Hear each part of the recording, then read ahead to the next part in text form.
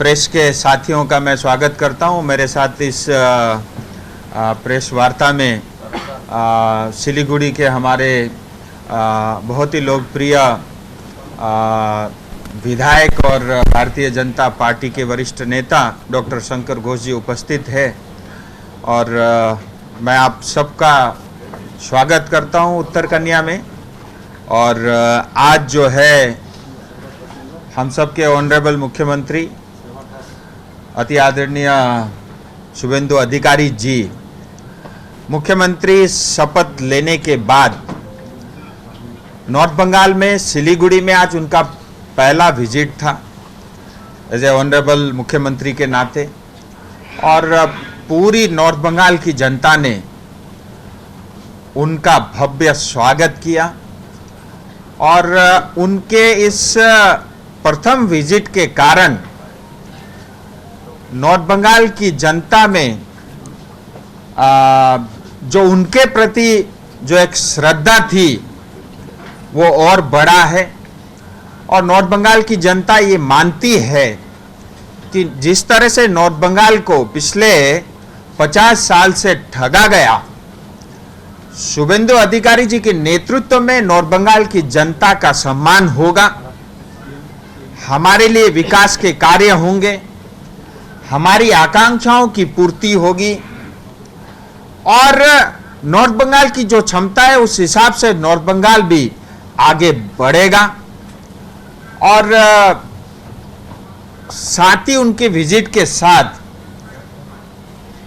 पहला उनका भारतीय जनता पार्टी के पार्टी कार्यालय में कार्यकर्ताओं के साथ संवाद हुआ और उसके बाद सीधा उत्तर कन्या में एक एडमिनिस्ट्रेटिव मीटिंग था जिसमें हमारे नॉर्थ बंगाल के उसमें से भी जो 5 जिले हैं, कूच बिहार है, अलीपुरद्वार है, जलपाईगुड़ी और साथ में जो है कालिंपोंग और दार्जिलिंग, ये 5 जिले के सारे प्रशासन के लोग और पुलिस और जो लॉ एंड ऑर्डर देखते हैं वो सारे लोग अधिकारी यहाँ पे उपस्थित थे। और साथ ही उस एडमिनिस्ट्रेटिव बैठक के अंदर में हमारे सारे सांसदगण, हमारे सभी आदरणीय विधायकगण और साथ ही पश्चिम बंगाल के चीफ सेक्रेटरी, डीजीपी साहब से लेकर के तमाम आला अधिकारी उस एडमिनिस्ट्रेटिव मीटिंग में उपस्थित थे। और लगभग जो है 2.5 घंटे से ज़्यादा समय तक ये एडमिनिस्ट्रेटिव रिव्यू बैठक चली और उसके कुछ प्रमुख बातें मैं आपके माध्यम से जनता तक रखना चाहूँगा। पहली बात, हम सब ने जो महसूस किया कि उत्तर बंगाल में विशेष करके जो उत्तर कन्या बना था नॉर्थ बंगाल की जनता के लिए, इसकी वैल्यू बढ़ रही है। और मुख्यमंत्री जी का ये स्पष्ट जो है उनका आदेश था कि ये उत्तर कन्या उत्तर बंगाल के लोगों के उन्नति और उन्नयन के लिए उपयोग में आएगा। उत्तर कन्या में जो नॉर्थ बंगाल के डेवलपमेंट के जो मंत्री बने हैं वो हर हफ्ते जनता से और यहाँ के अधिकारियों से मिलेंगे और साथ ही हर महीने मुख्यमंत्री जी स्वयं जो है नॉर्थ बंगाल आएंगे। तो इसके कारण नॉर्थ बंगाल की वैल्यू भी बढ़ेगी और उत्तर कन्या जो अभी सिर्फ एक बिल्डिंग तक सीमित था, ये वास्तव में जनता के लिए उपयोगी होगा। और साथ ही आज एक कोऑर्डिनेशन का मीटिंग भी था जिससे कि हमारे चुने हुए जनप्रतिनिधि विधायक और हमारे जितने भी डीएम से लेकर के प्रशासन के अधिकारी से लेकर के एसपी से लेकर के एसडीपीओ से लेकर के आईसी से लेकर के तमाम लोगों के साथ आपस में तालमेल हो, कोऑर्डिनेशन हो, जिससे चुने हुए जनप्रतिनिधि, प्रशासन और पुलिस के लोग मिल करके जो लॉ एंड ऑर्डर देखते हैं जनता के हित के लिए, उनकी सुविधा के लिए और उनकी सुरक्षा के लिए, उनके विकास के लिए काम करें। ये मुख्यमंत्री जी का विशेष जोर उस पे था। और क्योंकि हम सब जानते हैं कि मुख्यमंत्री जी का पहला विजिट था, इस नाते जो नॉर्थ बंगाल की जो इमीडिएट करने वाले कुछ विषय वस्तु पे उन्होंने जोर दिया, जैसा उनका कई बार उन्होंने उल्लेख किया कि जो पिछले साल 2025 में, उससे पहले 2023 में दो डिजास्टर हुआ था नॉर्थ बंगाल में। सिक्किम के कारण 2023 में जब फ्लड आया था तो जो त्रासदी हुई थी कालिम्पोंग में, जलपाईगुड़ी में, दार्जिलिंग में, और 2025 के अक्टूबर में हम सब जानते हैं किस तरह से दार्जिलिंग में, मिरिक में और पहाड़ों में और साथ में जो है जलपाईगुड़ी और डुवर्स में जो क्षति हुई थी। उन्होंने विशेष जोर दिया कि इस वर्ष भगवान न करे ऐसा कुछ हो, और जो है अगर किसी प्रकार की ऐसी प्राकृतिक आपदा आती है तो कोऑर्डिनेशन के साथ पुलिस भी, प्रशासन भी, एसडीआरएफ भी, एनडीआरएफ भी और सभी लोग आपस में तालमेल मिला करके जो है कुछ भी डिजास्टर होता है उसके लिए सक्रिय रहेंगे और अलर्ट रहेंगे और उसके लिए काम करेंगे, और डिजास्टर न हो इसके लिए जो भी उपयुक्त काम है जो करना चाहिए उसके लिए उन्होंने साफ साफ दिशा निर्देश दिया है। और साथ ही हम सब लोग जानते हैं कि नॉर्थ बंगाल में हेल्थ की अवस्था ठीक नहीं है, तो आज उन्होंने, मुख्यमंत्री जी ने फिर स्पष्ट कहा कि जो भारतीय जनता पार्टी ने संकल्प पत्र में वादा किया है उसको जरूर पूरा करेंगे। नॉर्थ बंगाल की जनता के लिए एम्स बनेगा, नॉर्थ बंगाल की जनता के लिए आईआईटी बनेगा, नॉर्थ बंगाल की जनता के लिए आईआईएम बनेगा, नॉर्थ बंगाल की जनता के लिए कैंसर अस्पताल भी बनेगा। ये सारा एक ही जिले में नहीं बनेगा, उन्होंने कहा एक एक काम एक एक जिले में होगा, जो भी हो ये नॉर्थ बंगाल में ही होगा। तो ये भी मुख्यमंत्री जी ने स्पष्ट कहा। और तीसरा विषय था जो है इन विकास कार्यों के साथ साथ जो हेल्थ का इंफ्रास्ट्रक्चर है वो इम्प्रूव हो, और जो है इमीडिएटली उसके ऊपर में जो है जोर देने के लिए मुख्यमंत्री जी ने कहा। और साथ ही जो है उनका विशेष जोर था कि जो है जितने भी विकास कार्य के एनओसी पेंडिंग है, मैं आपको बताऊं रंगापानी का एनओसी आज तक पेंडिंग था। नई सरकार बनने के कारण 2 दिन पहले जो है वो हमारे डीएम साहब ने उसको इशू किया। तो मुख्यमंत्री जी का ये था कि जो भी एनओसी पेंडिंग है, जो विकास के कार्य जनता के लिए होने चाहिए वो तत्काल हो। तो उन्होंने ये निर्देश दिया है कि जो है एनओसी जल्द से जल्द देने का काम हो। और बॉर्डर एरिया है, क्योंकि पूरा ये बॉर्डर एरिया है, एक तरफ आपका बांग्लादेश है, एक तरफ आपका भूटान है, नेपाल है, इस बॉर्डर एरिया में विशेष डेवलपमेंट के काम होने चाहिए। बीएडीपी फंड से लेकर के तमाम अन्य विकास के कार्य जो है इस बॉर्डर एरिया क्षेत्र में हो, इस पे मुख्यमंत्री जी का पूरा जोर था। साथ ही क्योंकि पूरा नॉर्थ बंगाल टी गार्डन से भरा हुआ क्षेत्र है और 5 लाख डायरेक्टली, वैसे 20 लाख से ज्यादा, और उसमें भी ज्यादातर महिलाएं डायरेक्टली इनडायरेक्टली टी गार्डन से जुड़ी हुई है, तो उनका एकदम इस पे जोर था कि नॉर्थ बंगाल में जो चाय बागान में काम करने वाले श्रमिक है उनकी अवस्था ठीक होनी चाहिए। उन्होंने टी बोर्ड के चेयरमैन को भी और टी बोर्ड के अन्य अधिकारी और प्रशासन को ये स्पष्ट कहा है कि आप जाकर के आसाम का मॉडल देखें, और जो मॉडल आसाम ने किया उस मॉडल को इम्प्लीमेंट करने में मतलब हमें क्या दिक्कत आ सकती है या क्या दिक्कत होनी चाहिए उसको स्टडी करने के लिए मुख्यमंत्री जी ने ये कहा है। और जो है टी गार्डन के अंदर में आने वाले समय में नया लेबर कानून भी लागू होगा और असम के स्तर पे उनकी जीवन का उत्थान भी होगा। और साथ ही उन्होंने स्पष्ट कहा चाय श्रमिक योजना जो केंद्र सरकार की योजना थी, पिछले 3 साल से जो है टीएमसी सरकार रोक के रखी हुई थी, आज मुख्यमंत्री जी ने उसकी घोषणा की है। तत्काल प्रभाव से चाय श्रमिक योजना लागू होगा, जिसके अंतर्गत 325 करोड़ रुपए आज जो है पश्चिम बंगाल के चाय श्रमिकों के पेंडिंग है, इस योजना को तत्काल रूप से चाय बागान में लागू किया जाएगा। और साथ ही चाय बागान में रहने वाले हमारे श्रमिक वर्ग है उनको मालिकाना हक यानी उनको पट्टा दिया जाएगा। जितने भी जन कल्याणकारी योजनाएं हैं, जो आम जनता की योजनाएं जो पूर्व की सरकार चला रही थी, वो सारी योजनाएं एज इट इज आगे भी चालू रहेगी। लेकिन आयुष्मान भारत कार्ड जल्दी पश्चिम बंगाल में लागू हो रहा है। और साथ ही उन्होंने ये भी कहा कि जून से जी राम जी जो पहले 100 डेज का काम बोलते थे, जून 2026 से पश्चिम बंगाल में जी राम जी स्कीम जो है, जिसके अंतर्गत 125 दिन का जो है श्रमिकों को, गरीब परिवारों को जो है 125 दिन तक काम मिलेगा, जिसको हम पहले मनरेगा योजना के अंतर्गत जिस स्कीम को हम जानते थे। साथ ही जो है अगले महीने से पूरे पश्चिम बंगाल में महिलाओं के लिए, बहनों के लिए बस की यात्रा फ्री रहेगी। और जो है अन्नपूर्णा योजना के अंतर्गत जो है महिलाओं को, माताओं को जो है 3,000 रुपया अगले महीने जून से मिलना भी शुरू होगा। और नॉर्थ बंगाल की भाषा, संस्कृति और परंपरा की रक्षा होगी। और साथ ही जो है बॉर्डर एरिया जो फेंसिंग करने थे उसके लिए लैंड अलॉटमेंट ऑलरेडी कर दिया गया है, उसके बारे में भी आदरणीय मुख्यमंत्री जी ने ये विषय सामने रखा। 2-3 विषय और महत्वपूर्ण विषय थे जो मुख्यमंत्री जी ने कहा है। एक तो उनको पूरा पता है कि किस तरह से जो है व्यापक रूप में टीएमसी सरकार में भ्रष्टाचार हुआ है, उसके कारण जो प्रभाव नॉर्थ बंगाल को पड़ा है। उन्होंने कहा है जितने भी इलीगल काम है सारा बंद, बालू चोरी, गिट्टी चोरी, पत्थर चोरी से लेकर के गोरू चोरी, सुपारी चोरी, ये सब काम नहीं होगा और ये सब बंद। और ड्रग्स के ऊपर में स्ट्रिक्टली काम करने के लिए उन्होंने कहा है। और साथ ही सिलीगुड़ी कॉरपोरेशन के अंदर में बहुत बड़े रूप में धांधली हुई है।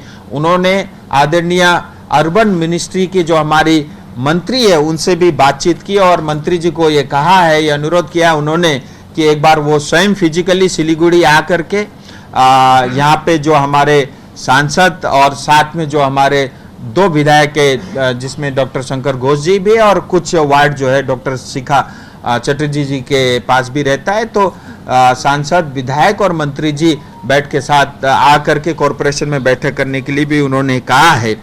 और जो है जहाँ पे भी चुनाव पेंडिंग है, उन्होंने कहा है कि जैसे बारिश का समय खत्म होगा उसके बाद जो है जितने भी म्यूनसिपैलिटी में, विशेष करके पहाड़ में, खरसांग में, मिरिक में और कालिम्पोंग में जो चुनाव पेंडिंग है तत्काल चुनाव कराया जाएगा। और जीटीए को लेकर के भी उन्होंने कहा है, सांसद और तीनों विधायक जीटीए और पहाड़ में जितनी भी म्यूनसिपैलिटी है उसको बहुत क्लोजली मॉनिटरिंग और निगरानी रखने के लिए उन्होंने ये निर्देश दिया है। और उन्होंने ये भी कहा है कि जीटीए के विषय को लेकर के अलग से उनके साथ बैठक होगी। और इसके लिए मैं बहुत जल्दी मतलब कलकत्ता जाकर के पर्सनली मुख्यमंत्री जी से मिलूंगा, क्योंकि जीटीए के अंदर में जिस तरह से भ्रष्टाचार हुआ है और जीटीए का जो भविष्य है उसको लेकर के भी बातचीत होना है। ऐसे बहुत लंबे समय तक बातचीत चली। कुल मिला के आज का बैठक की मुख्य बिंदु ये था कि आपस में तालमेल हो, कोऑर्डिनेशन अच्छा हो, जिससे सरकार तेज गति के साथ ये डबल इंजन सरकार काम करे। और साथ ही सभी विधायकों भी अपने अपने क्षेत्र के विषय रखने के लिए मुख्यमंत्री जी ने सबको पूरा सम्मान के साथ जो है पूरा समय दिया। और सभी हमारे आदरणीय विधायक गण ने भी और सांसद गण ने भी अपना विषय रखा। और मैं एक बार फिर समस्त नॉर्थ बंगाल की जनता की ओर से, दार्जिलिंग तराई डूअर्स की ओर से जो है मुख्यमंत्री जी का आभार प्रकट करना चाहूंगा। पहला विजिट दमदार था, आशा और अपेक्षा से भरा हुआ था और उनके इस विजिट से स्पष्ट था कि पश्चिम बंगाल में भारतीय जनता पार्टी के लिए नॉर्थ बंगाल प्रायोरिटी में है, टॉप में है।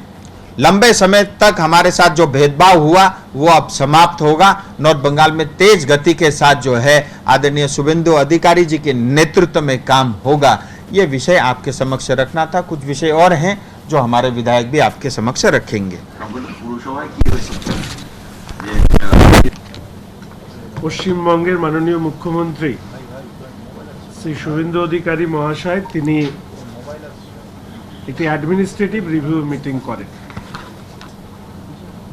এই অ্যাডমিনিস্ট্রেটিভ রিভিউ মিটিংয়ে মূলত বিধায়কদের পক্ষ থেকে তাকে ধন্যবাদ জানানো হয়। স্বাধীনতা পরবর্তী উত্তরবঙ্গের মানুষের প্রত্যাশা পূরণের লক্ষ্যে এই সরকার কাজ করবে। মাননীয় মুখ্যমন্ত্রী এবং তার টিম নিশ্চিতভাবে তাদের কাজের মধ্যে দিয়ে এই সরকার তার দীর্ঘদিন এই রাজ্যে মানুষকে সেবা করবার সুযোগ পাবে, এটা বিধায়কদের পক্ষ থেকে তুলে ধরা হয়। এতদিন সাংবাদিক বন্ধুদের সামনে বিগত সরকার অ্যাডমিনিস্ট্রেটিভ রিভিউ মিটিংয়ের নামে যে নাট্যচর্চা সংগঠিত করেছেন নতুন সরকার, তারা সিদ্ধান্ত করেছেন প্রাথমিকভাবে 10টি এই ধরনের অ্যাডমিনিস্ট্রেটিভ মিটিং হবে এবং সেখানে সবথেকে বড় প্রাপ্তি যে এই সরকার কোনো রাজনৈতিক বিভাজন ছাড়াই তারা প্রত্যেক রাজনৈতিক দলের নির্বাচিত জনপ্রতিনিধিদেরকে অ্যাডমিনিস্ট্রেটিভ রিভিউ মিটিংয়ে তারা ডাকবেন এবং আজকের মিটিংয়েও বিরোধী দলের যতদূর সম্ভব একজনই বিধায়ক ছিলেন, তাকে আমন্ত্রণ জানানো হয়েছিল, তিনি আসেননি, কিন্তু এই সরকার এই ধারাবাহিকতা বজায় রাখবে। আজকের এই অ্যাডমিনিস্ট্রেটিভ রিভিউ মিটিংয়ের মূল বিষয়বস্তুই ছিল সরকারের বয়স 9 তারিখে শপথ নিয়েছে, 20 তারিখ, আজকে 11 দিন। প্রাথমিকভাবে নির্বাচিত জনপ্রতিনিধি, প্রশাসনিক এবং পুলিশ, সিভিল এবং পুলিশ অ্যাডমিনিস্ট্রেশনের সঙ্গে বিধায়কদের পরিচিতি এবং দীর্ঘদিন ধরে নির্বাচিত সাংসদদেরকে যেভাবে পূর্বতন সরকার উপেক্ষা করে চলেছিলেন, আজকে মাননীয় মুখ্যমন্ত্রী পরিষ্কারভাবে এই নির্দেশ দিয়েছেন এবার থেকে নির্বাচিত সাংসদ যারা রয়েছেন তাদেরকে সাথে নিয়ে বিধায়করা এবং প্রশাসন তারা একত্রে কাজ করবে। ইতিমধ্যেই মাননীয় মুখ্যমন্ত্রী তার নির্দেশিকায় বা তার সরকারের দিশাতে যে ক্ষুদ্র কয়েকটি কথা বলেছেন তার যদি মোটা দাগে বলি, সেটা হচ্ছে রেভিনিউ কালেকশন সেটাকে বৃদ্ধি করা, আমাদের যে নন প্রোডাক্টিভ এক্সপেন্ডিচার সেটাকে কমানো এবং তার পাশাপাশি যে ইনস্টিটিউশনাল করাপশন গত 15 বছর ধরে এই রাজ্যের প্রতিটি তন্ত্রে পৌঁছে গিয়েছিল সেটাকে দূর করবার জন্য ইতিমধ্যেই যে দুটো কমিশন করেছেন, একটি নারী সুরক্ষার প্রশ্নে আর আরেকটি এই ইনস্টিটিউশনাল করাপশনের বন্ধ করবার বিষয়ে, সেই বিষয়েও তিনি নির্দেশিকা জারি করেছেন। আমাদের মাননীয় সাংসদ প্রায় প্রতিটি বিষয় আপনাদের সামনে তুলে ধরেছেন। যেহেতু প্রি মনসুন সেশনে নতুন সরকার আসবার কারণে দ্রুত এই প্রি মনসুন সেশনের কাজ সম্পন্ন করা, এক্ষেত্রে জেলা প্রশাসন, ইরিগেশন সহ পৌরসভা পঞ্চায়েতগুলোকে নিয়ে এই কাজ করবার তিনি নির্দেশিকা দিয়েছেন। এর সাথে সাথে তিনি ভয়মুক্ত পরিবেশে জেলা প্রশাসন, পুলিশ প্রশাসন অর্থাৎ সাধারণ এবং পুলিশ প্রশাসন কাজ করবার অনুরোধ জানিয়েছেন। আধিকারিকদেরকে নতুন সরকারের দৃষ্টিভঙ্গিকে এগিয়ে নিয়ে যাওয়ার জন্য প্রত্যেকের সহযোগিতা চেয়েছেন।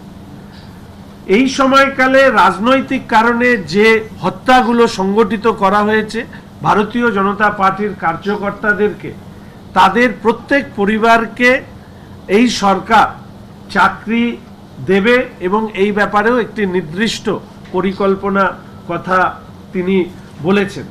আমার মনে হয় সাংসদ মহাশয় তিনি যে বিষয়গুলো বলেছেন নতুন করে আর এর থেকে বাড়ানোর কিছু নেই। শুধু একটি কথা আপনাদেরকে বলে রাখি, সেটা হচ্ছে মাননীয় মুখ্যমন্ত্রী উত্তরবঙ্গের ভাষা, সংস্কৃতি, সাহিত্য, মনীষী তাদের প্রতি সম্মান প্রদর্শনের ক্ষেত্রে অত্যন্ত গুরুত্ব আরোপ করেছেন এবং আজকে এখানে আপনারা যারা আছেন তারা জানেন যে মাননীয় মুখ্যমন্ত্রীর উপরে আঘাত আনার শুধু নয়, মানে তিনি তখন এলওপি ছিলেন, এছাড়া বিধায়কদের সাথেও বিভিন্ন ধরনের ঘটনা, এমনকি নাগরা কাটার ঘটনা আপনারা ভুলে যাননি এবং আশা করি আপনারা ভুলে যাননি কালিয়াগঞ্জের মৃত্যুঞ্জয় বর্মন বলে একজন, যাকে বাড়িতে পুলিশ বুকে গুলি করে হত্যা করেছে। এই বিষয়েও মাননীয় মুখ্যমন্ত্রী মঞ্চেই তিনি এই মিটিংয়েই এই ব্যাপারে প্রশাসনকে নির্দেশ দিয়েছেন যে দ্রুত এই ব্যাপারে রিপোর্ট জমা দিতে এবং স্বাভাবিকভাবে এই সময় ঘটে যাওয়া বিভিন্ন দুর্নীতি এবং এক অংশের পুলিশ প্রশাসনের বিভিন্নভাবে শাসক দলের সহযোগিতা করতে গিয়ে তারা যেভাবে প্রশাসনকে ব্যবহার করেছেন সামগ্রিকভাবে সমস্ত কিছু তদন্তের আওতায় আসবে। সরকার ইতিবাচক দৃষ্টিভঙ্গিতে উন্নয়নের কাজ এগিয়ে নিয়ে যাওয়া, সেন্ট্রাল যে স্কিম আছে সেই স্কিমগুলোকে মানুষের কাছে পৌঁছে দেওয়া, অন্নপূর্ণা ভান্ডার সহ আরও যত বিষয় সরকার সংকল্পপত্রে সেই প্রতিশ্রুতি দিয়েছেন সেগুলোকে দ্রুত কার্যকরী করবার জন্য জেলা প্রশাসনকে নির্দেশ দেওয়া হয়েছে। এবং আমরা বিধায়করা আশাবাদী মাননীয় মুখ্যমন্ত্রী এবং তার মন্ত্রিসভার সদস্যদের নিয়ে আমরা ইতিবাচক দৃষ্টিভঙ্গিতে কাজ করব। পৌরসভা পঞ্চায়েতগুলোর ব্যাপারেও নির্দিষ্টভাবে তিনি বলেছেন অনেক ক্ষেত্রেই কাজ স্টেলমেট হয়ে আছে, সেগুলোকে দ্রুত যাতে কাজ শুরু করা যায়, স্থানীয় বিধায়কদেরকে সাথে নিয়ে পৌরসভা পঞ্চায়েতের মন্ত্রী এবং আরবান ডেভেলপমেন্টের মন্ত্রী মহোদয় এবং মহোদয়ার পরামর্শক্রমে দ্রুত কাজ করবার জন্য তিনি নির্দেশ দেন। শিলিগুড়ি পৌরসভাটা যেটা তিনি মিটিংয়ে নির্দিষ্টভাবে শিলিগুড়ি মিউনিসিপ্যাল কর্পোরেশনের ব্যাপক দুর্নীতির কথা বলেছেন এবং এ ব্যাপারে আরবান ডেভেলপমেন্ট মিনিস্টার সম্মানীয় শ্রীমতী অগ্নিমিত্রা দিকেও সাথে তিনি কথা বলেন, যেটা মাননীয় সাংসদ বলেছেন। স্বাভাবিকভাবেই যা যা দুর্নীতি হয়েছে সেগুলো নিয়ে তদন্ত হবে। এক্ষেত্রে যদি কেউ মনে করেন যে এই বিষয়ে আপনাদের কাছেও কোনো তথ্য ইত্যাদি থাকতে পারে, আপনারাও এই ক্ষেত্রে এই তদন্তের ক্ষেত্রে সহযোগিতা করতে পারেন। यार हो गया, आप दूसरा विषय चेंज कर लो दोस्त। म्यूनसिपैलिटी हो, कॉर्पोरेशन हो गया। উত্তরবঙ্গে তো বালি পাচার, বোল্ডার পাচার এবং হচ্ছে আপনার এই অবৈধ মাইনিং, যার ফলে জমি কেলেঙ্কারি। আমি মনে করি মাননীয় সাংসদ ইতিমধ্যেই এই বিষয়গুলো বলেছেন। উত্তরবঙ্গের প্রকৃতি, পরিবেশ, মাইনিং তদন্ত কমিটি হচ্ছে বা কিছু সমস্তই পারভিউর মধ্যে আছে এবং ইললিগাল মাইনিং এর জায়গায় লিগাল মাইনিং করবার ব্যাপার, অর্থাৎ আইনগতভাবে তিনি একটি বীরভূমের একটি উদাহরণ তিনি দিয়েছেন, যেখানে রাজ্যের সরকার যদি প্রতিদিন 1 টাকা আদায় করত এই মাইনিং বা ইত্যাদির থেকে, সেখানে এই 11 দিনের মধ্যে এই রাজ্যের সরকারের সফলতা হচ্ছে যে এখন ওই 1 টাকার বদলে 12 টাকা প্রতিদিন রেভিনিউ কালেকশন হচ্ছে।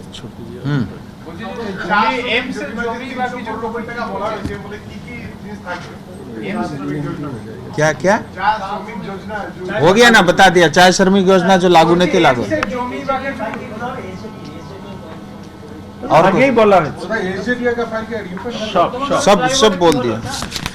चलिए, मेरे ख्याल से থ্যাংক ইউ। प्रेस ब्रीफिंग में सारे विषय आ गए हैं। आप सबका बहुत बहुत धन्यवाद।